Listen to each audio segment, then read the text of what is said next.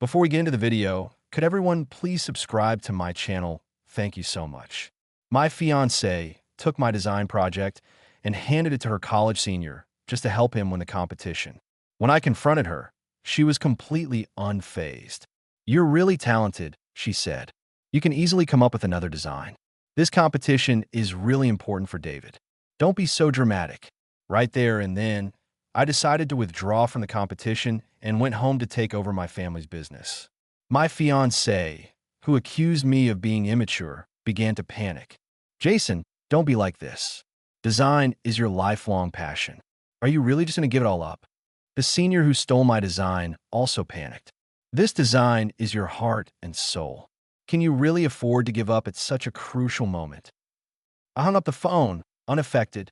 My fiancée had no idea that this design was the blueprint for a new project her family's company was supposed to take on. I'm looking forward to seeing how her senior handles this without my help. In front of everyone, David accused me of being a plagiarizer who stole his design. I wanted to explain, but my fiancée, Molly, stepped in instead. "Jason, I understand your desire to win this competition, but plagiarism is shameful. You can't just take someone else's work and enter it in a contest." She looked sorrowful, as if I had committed some heinous crime, but only she and I know how many sleepless nights I put into that design, burning out several computers in the process. On the day before the deadline, she took my design while I was resting and gave it to her first love, hoping to help him win the gold medal in the competition. Everyone saw us as the golden couple, so naturally, no one would question her words. With everyone pointing fingers at me, I was shaking with anger. Molly apologized on my behalf. "I am sorry. I never thought Jason would do such a thing. As his fiancée, I feel obligated to apologize to everyone. I hope you can forgive Jason for the sake of old schoolmate friendships." My heart was pounding, nearly causing me to have a heart attack. Molly urged me to apologize to David. Seeing his smug expression, I shook off Molly's hand. "I won't apologize because I never plagiarized, but I won't be participating in this design competition anymore." Turning away, I left the Design Institute behind me. Molly started to panic. She caught up to me, grabbing my arm. "Jason, design is your dream. You've been through so much for it. It's just a matter of plagiarism. If you sincerely apologize, we'll all welcome you back to continue competing."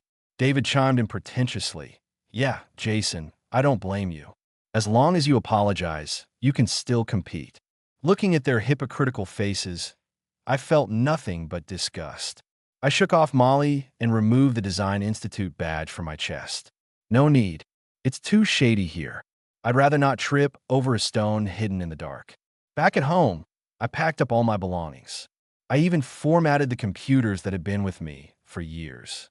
After finishing everything, my family called. "Jason, how's that competition you entered?" My eyes darkened as I told my mom on the other end that I dropped out. Before she could say more, I added, "I'm coming home." Her initial confusion switched to joy. "Good, good, good. Jason, you finally came around. I'll send the driver to pick you up right away." I nodded and hung up, feeling so relieved. My family's business wasn't weak. It was even stronger than Molly's family. But because Molly loved design, I gave up my original finance major and switched to design, sticking with it for 7 years.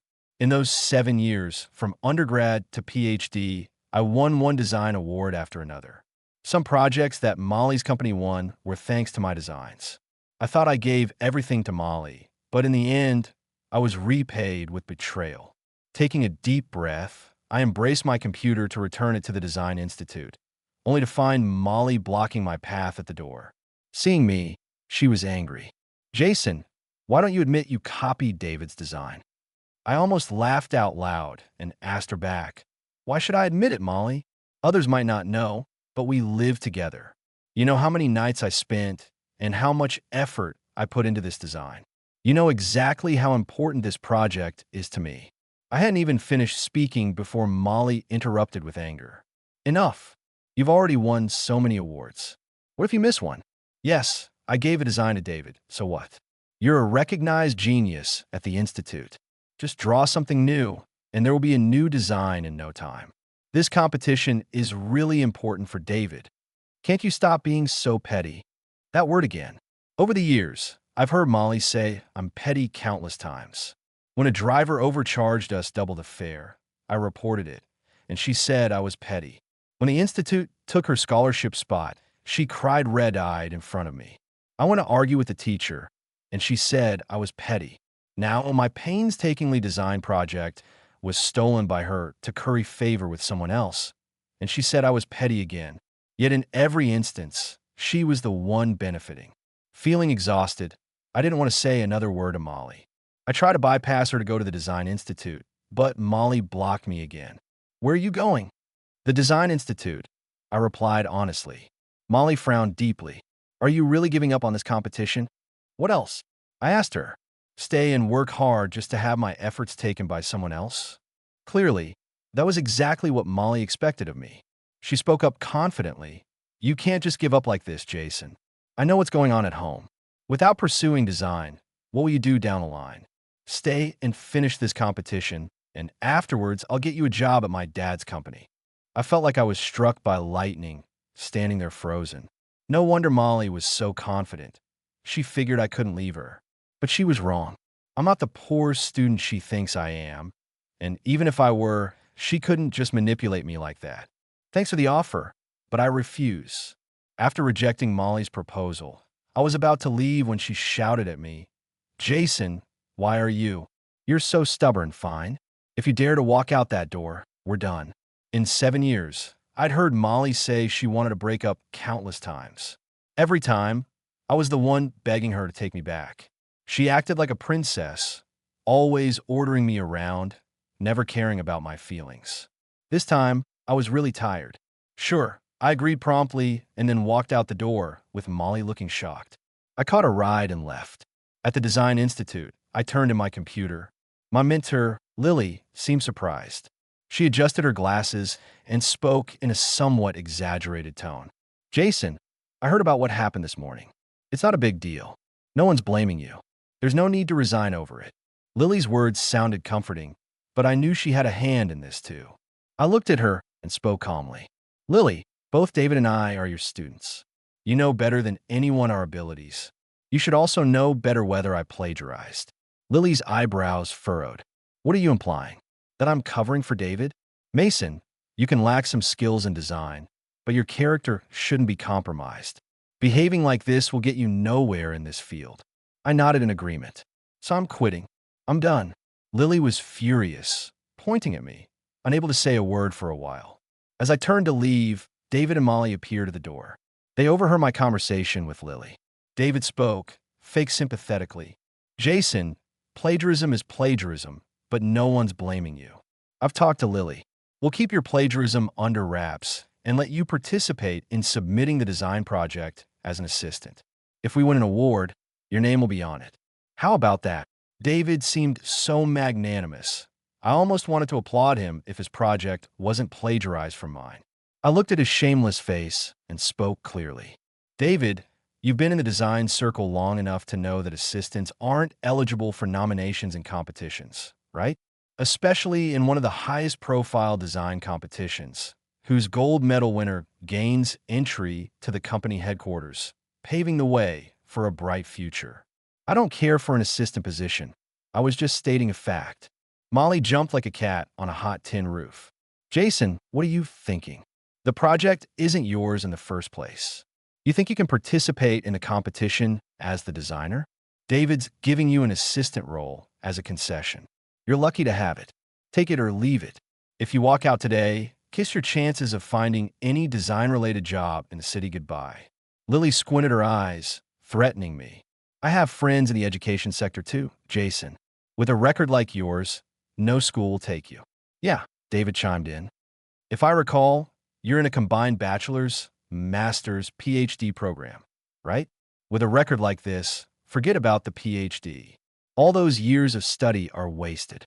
The three of them smirked, thinking I'd stick to the path they'd set for me. I looked at them and suddenly changed my mind. Fine, I'll agree.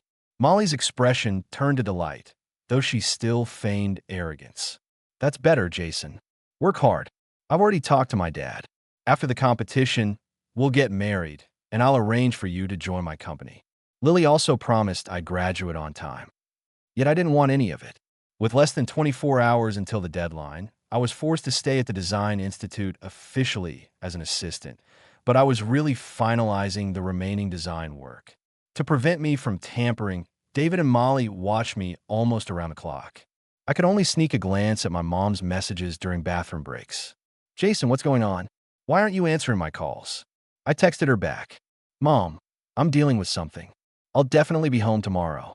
With David and Molly breathing down my neck, I got the remaining plans done in half a day, but there was this little glitch in the 3D modeling I just couldn't fix. David was sweating bullets, and Molly kept calling me useless. I just kept a helpless look on my face the whole time. I've been sitting here all day. Even if I were a robot, I need to recharge. How about I go home, get some sleep, and come back in the morning to fix it? The competition's tomorrow afternoon, so we won't be holding anything up. But Molly wouldn't hear any of it. "What if we don't make it in time?" she said. Watching her fawn all over David had me laughing coldly inside. Then I faked a headache and passed out. They rushed me to the hospital and ran all kinds of tests. The doctor said I was just overworked and needed a rest.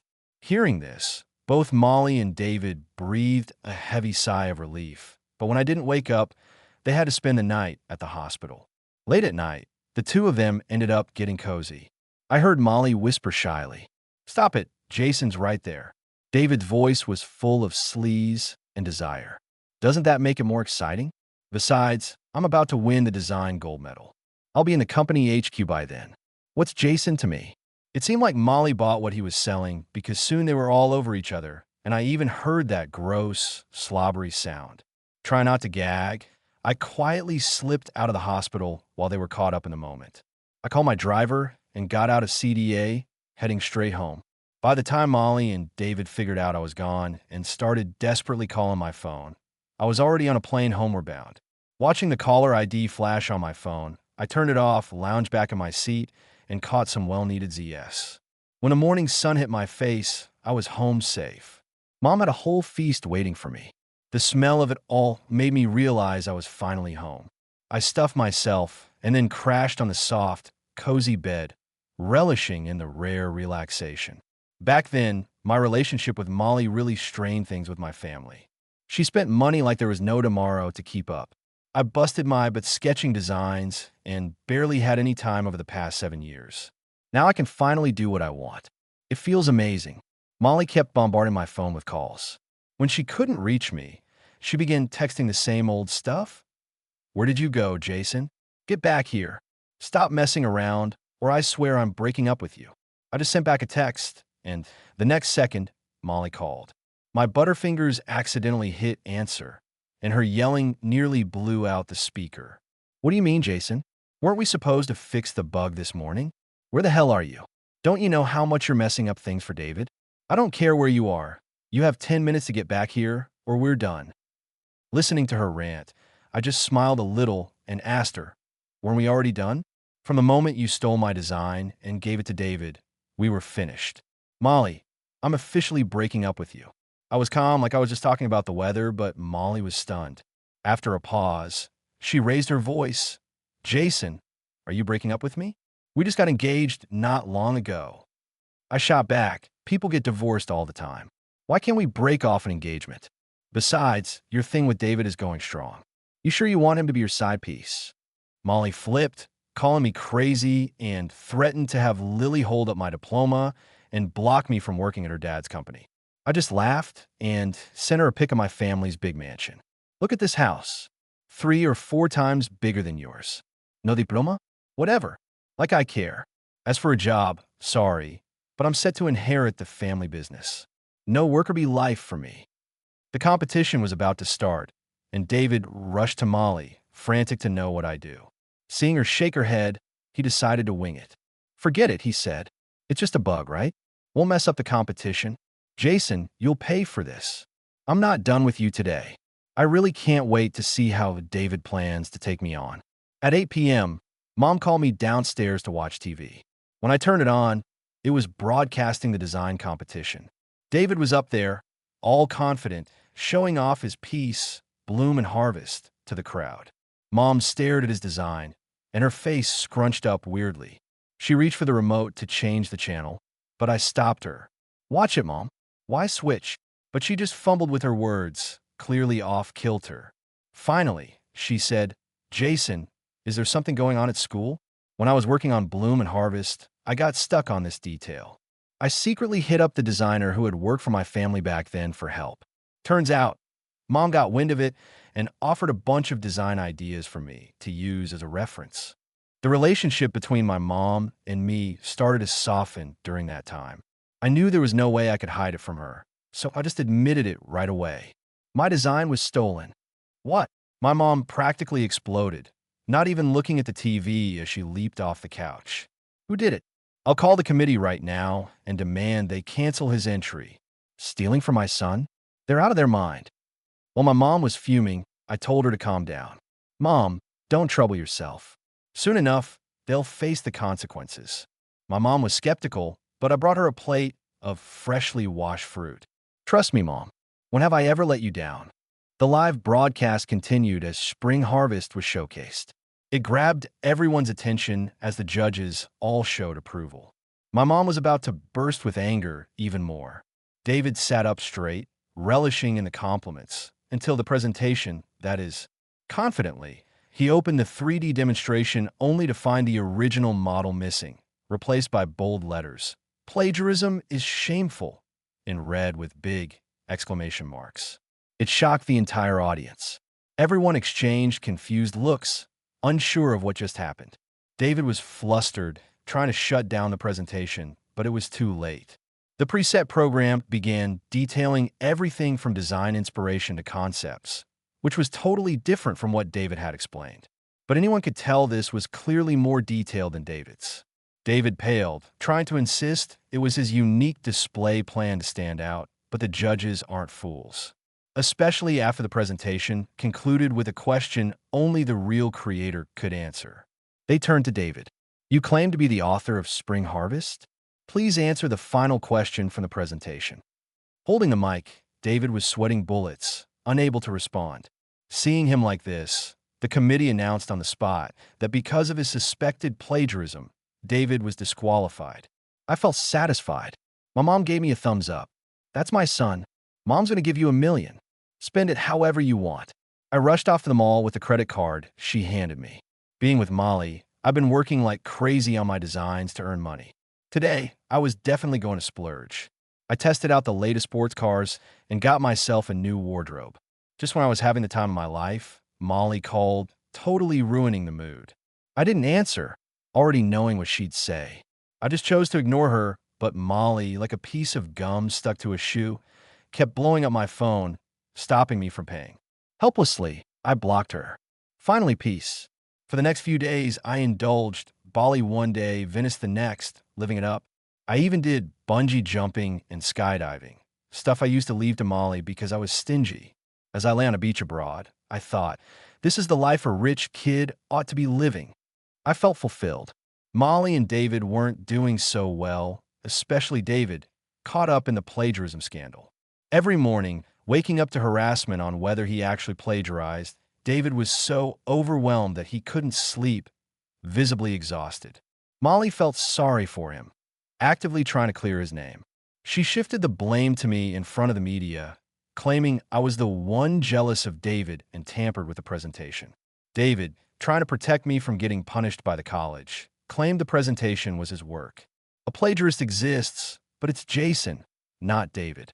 To back her claims, Molly even leaked an argument we had at the academy. With her guidance online, many who did, I didn't know the truth.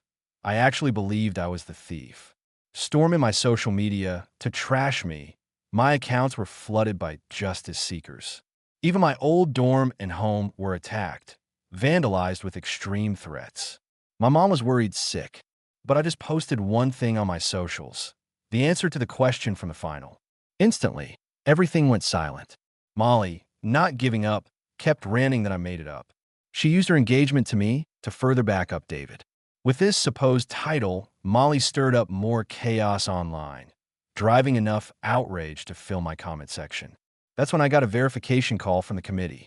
After a brief conversation, they confirmed me as the rightful author of Spring Harvest, and David was a definitive plagiarist. The trolls rushed into David's life, cursing out his ancestors. Under immense public pressure, the academy had no choice but to expel him. Even then, David couldn't find peace, with people following him, cursing him every day. I was satisfied with the outcome. Having had my fill of fun, I went to my mom's company to settle down.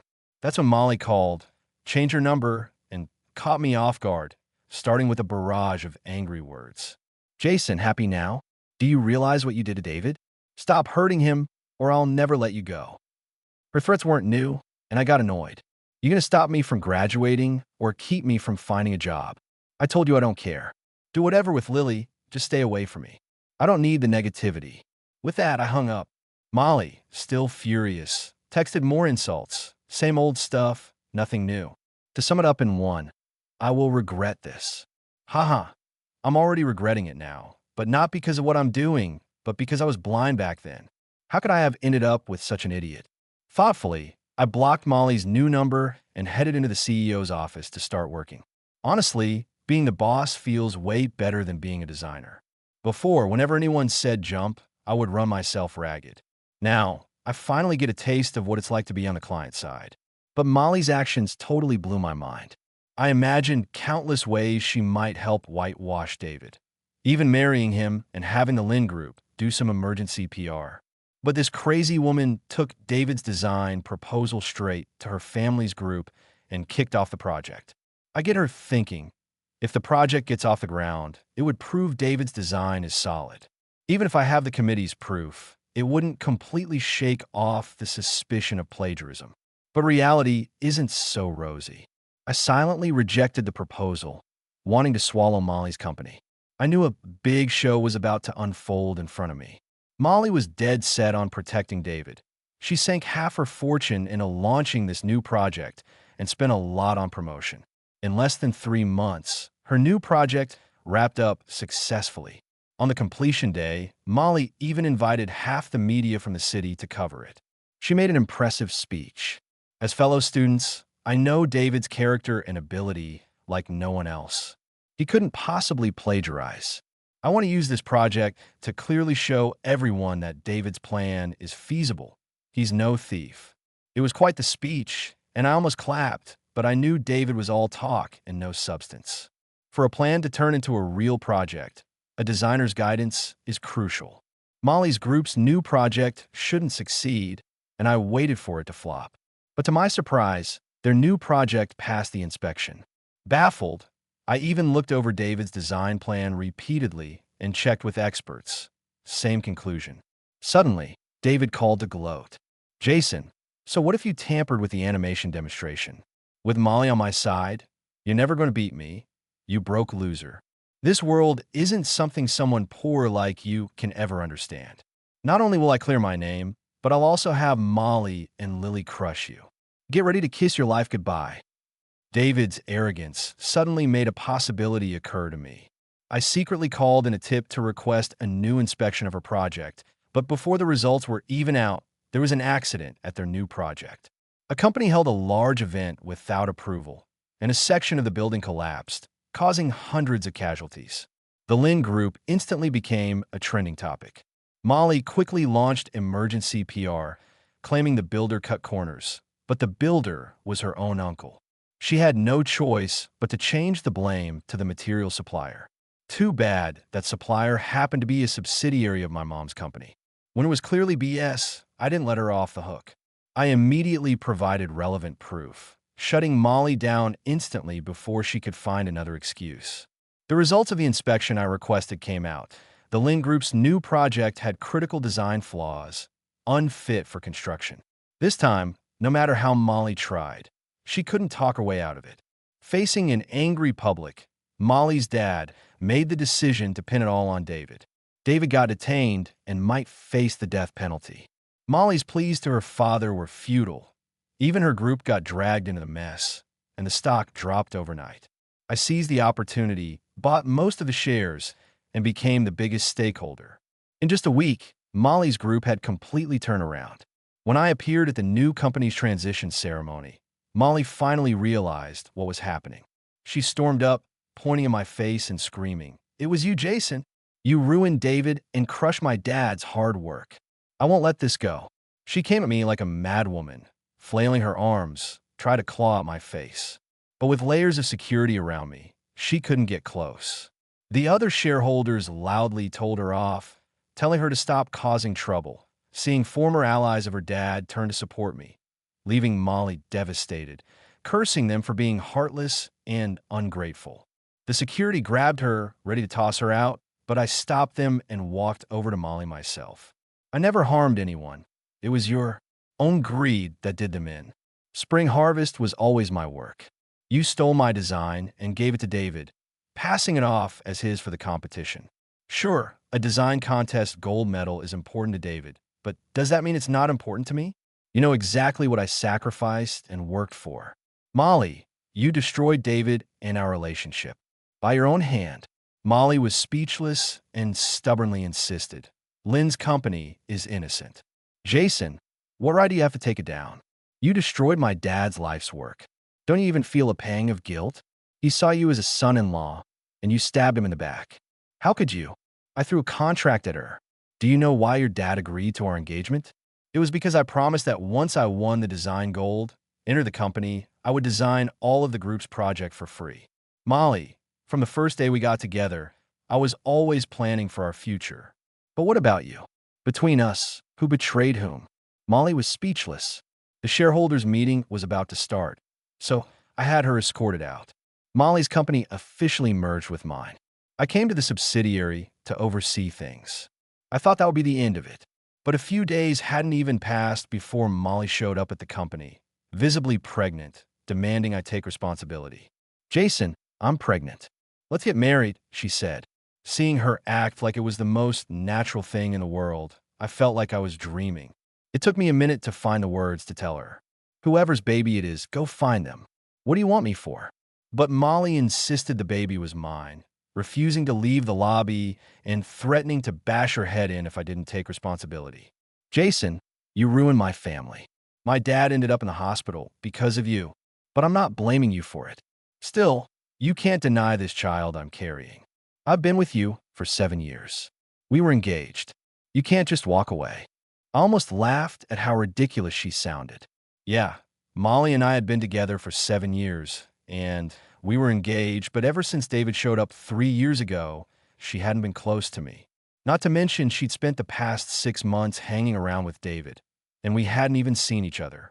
With a stern face, I told Molly, "If you want to stay here, do it, but the kid isn't mine, so don't start spreading lies about me." But I underestimated Molly's tactics.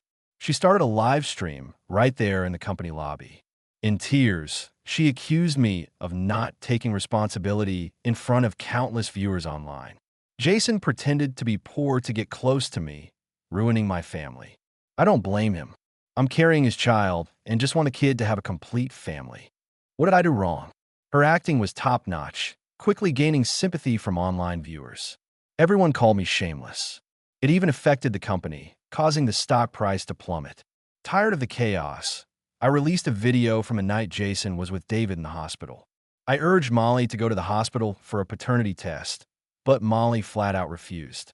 After some back and forth, the netizens saw Molly for who she really was, and no one wanted to support her anymore. Instead, they turned on her with nasty comments, telling her to stop embarrassing herself. With no other choice, Molly caused a scene at my company again, but this time I was ready and reported her to the police. Molly ended up in jail for defamation, and while resisting the verdict in court, she attacked law enforcement, leading to a miscarriage. After leaving the hospital, she was taken into custody.